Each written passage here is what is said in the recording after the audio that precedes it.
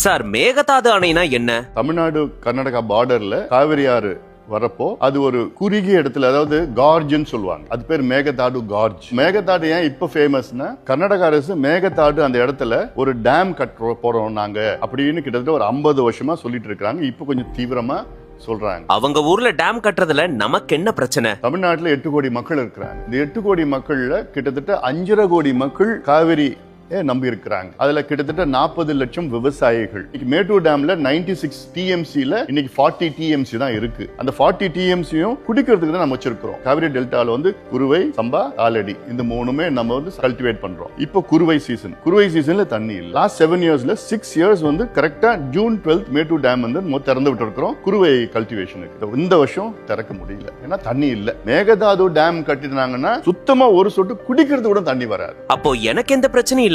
எனக்கு என்ன பிரச்சனை?